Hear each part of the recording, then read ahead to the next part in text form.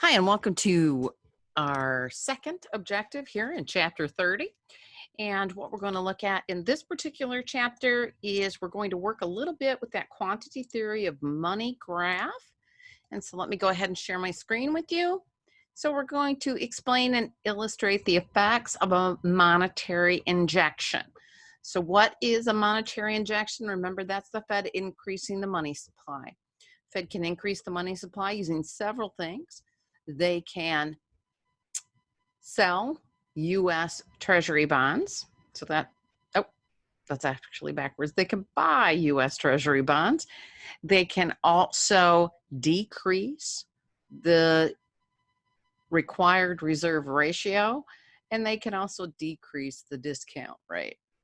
So here's our first slide. And we're going to start this slide. We'll want to label everything. So again, just to kind of make sure that you understand. So this is the value of a dollar.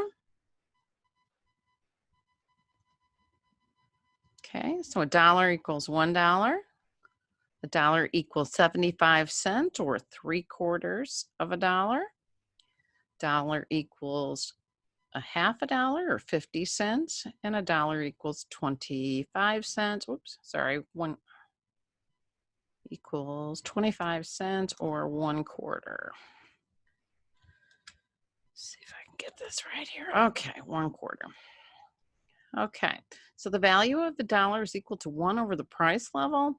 So over here, we're going to put the price level, what's happening to prices. So 1 over 1 is 1. Okay, 3/4 would be 1.33. And the corresponding would be 2 and 4. And I should actually erase the $2 thing because it's actually a price level has doubled. Excuse me. Okay, so as we looked at in our first objective, this is the money supply. Again, perfectly inelastic. So this is the supply of money and this is the amount of money demanded. Okay, so right now, our economy, where we're at in terms of the value of a dollar. Here, the value of a dollar, we're going to say is equal to 1/2, because I'm just going to make that up here to make it easy. So right now, if you go to the dollar store, it would actually take you twice as many. This is how I know, right? So the 2 would be here, for example, twice as many dollars. So the price level's doubled because your dollar's only buying half as much, right? So the value of a dollar is 1/2 and the price level has doubled. Okay, so if the Fed doubles the money supply, so how might the Fed double the money supply? And again, open market operations is probably the reason why they would do that. So they would, excuse me, use the open market purchase and they would purchase bonds. Okay, as they purchase bonds, they're increasing the money supply. So let's see what happens when they increase the money supply after we're here. So what would happen is the money supply is going to shift outward and to the right, which is an increase. Okay, so we'll say money supply 1. Where does the money supply and the demand for money crisscross? It's at a lower value of money. So let's see, maybe 1/3. 3. Okay, so what does this mean? It means that we were here on the red dot and now we're moving to the green dot. So basically what we have is that as the Fed increases the money supply, okay, so I'm just going to do it in here. As the Fed increases the money supply, what happened over here to the value of money? Well, the value of money went down, didn't it? So we can say that we have a decrease in the value of a dollar. Okay, what happened to the price level over here? the price level increased, increasing prices. So the supply curve, because that's the money supply, shifted to the right. So there's step one. Step two is the value of a dollar decreases. Step three is the price level increases. So that's kind of showing you what happens in terms of a monetary injection. Much nicer graph listed here. They use the money demand as actual representation because they have some curve here, which is, this is more realistic, but this walks through the exact steps. Again, the Fed increases the money supply. How can they do that? By purchasing bonds, right? Or they could do that by decreasing the discount rate, decreasing the required reserve ratio. Okay, then what happens? It decreases the value of money, step two over here. And then what do we end up with? Step three. Also, if you want to think beyond that, now that the price level has increased, so prices are increasing, the value of money is decreasing, do you really want to hold money in its most liquid form at this point?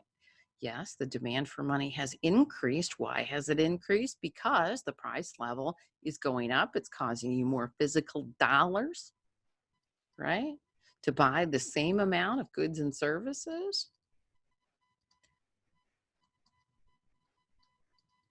But would you really want to hold money in its most liquid form? We're going to look at that in some upcoming objectives. Oops, sorry.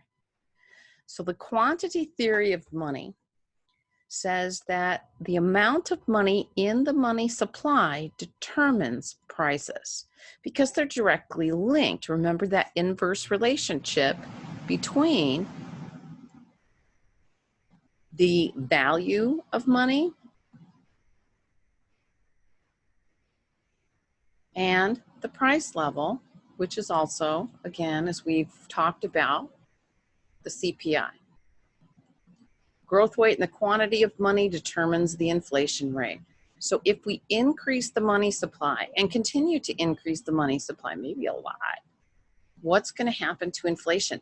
Inflation's going to increase a lot. There's a direct correlation there.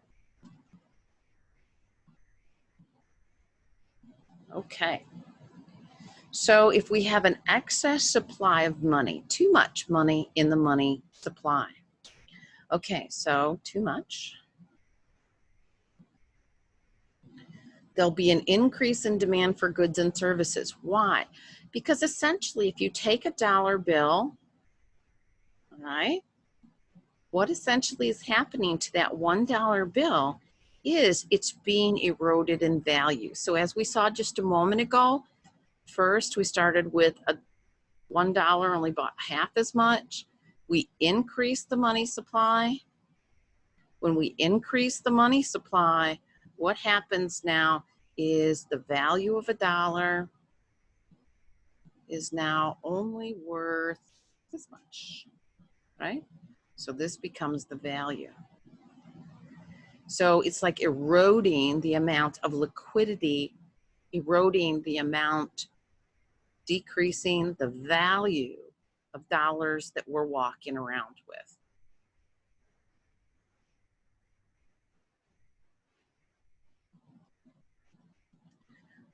Okay, what I often do is I take a copy of a dollar bill, which I don't have here at home, but I say, if you think of a dollar bill like a piece of paper, right? So here's a piece of paper. And essentially what's happening in inflation is your dollar bill is only buying, it's not buying as much. So it takes you more physical dollars to buy the same amount of goods and services. So wouldn't you want to protect this? If the money supply continues to increase, it continues to rip some of that value away. So how do you protect the value of what you have? And this is what happens, and why I wanted to do that for you is because I wanted to explain then there's an increase in the demand for goods and services, because in some ways people want to protect the money that they have. So there's an increase. Whoops, sorry. There's an increase. And now get excited because we're almost done. There's an increase in the demand for goods and services. Okay. Now, those goods might be capital goods, right? So the price of goods and services starts to increase. We call this demand pull inflation. That then increases the price level. Now, why would the price of goods and services increase when there's an increase in demand? This is important.